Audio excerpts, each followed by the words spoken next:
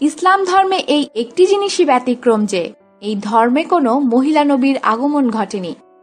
কিন্তু মহান আল্লাহ তাআলা ঠিক কী কারণে কোনো মহিলাকে নবী হিসেবে প্রেরণ করেননি?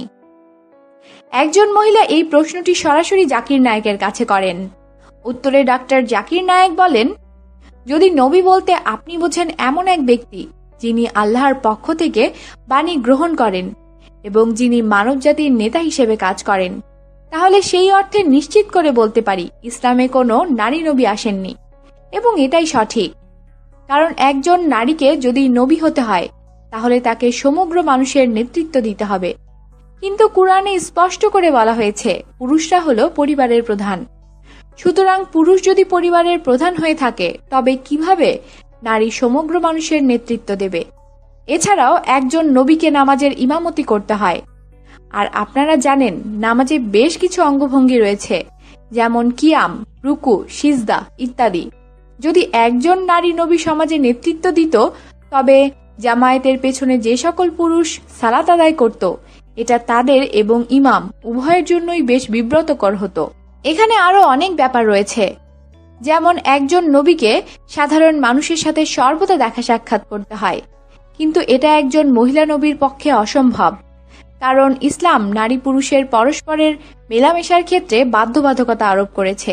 যদি মহিলা নবী হতো এবং স্বাভাবিক প্রক্রিয়ায় সে যদি গর্ভবতী হতো তবে তার পক্ষে কয়েক মাস নবুয়াতের স্বাভাবিক দায়িত্ব পালন করা সম্ভব হতো না। অপরদিকে একজন পুরুষের পক্ষে পিতৃত্ব এবং নবুয়াতের দায়িত্ব পালন করা একজন মহিলার মাতৃত্ব এবং নবুয়াতের দায়িত্ব পালন করা থেকে তুলনামূলক সহজ। কিন্তু আপনি যদি নবী বলতে শুধু বোঝেন এমন একজন ব্যক্তি যিনি আল্লাহর পছন্দের এবং যিনি পবিত্র ও খাঁটি ব্যক্তি, তবে সেখানে কিছু নারীর উদাহরণ রয়েছে। আমি এখানে উত্তম উদাহরণ হিসেবে উল্লেখ করব মারিয়াম আলাইহিস সালামের নাম। তিনি ছিলেন মনোনীত এবং পরিশুদ্ধ। তিনি ছিলেন ঈসা আলাইহিস সালামের মা। সূরা আল ইমরানের 42 নং আয়াতে উল্লেখ আছে, যখন ফেরেশতারা বলেছিলেন, হে মারিয়াম, আল্লাহ আপনাকে মনোনীত করেছেন, পবিত্র করেছেন এবং নির্বাচিত করেছেন বিশ্বজগতের নারীদের উপর। এছাড়াও সূরা তাহরিমে ফেরাউনের স্ত্রী আসিয়ার কথা উদাহরণ হিসেবে নিতে পারেন।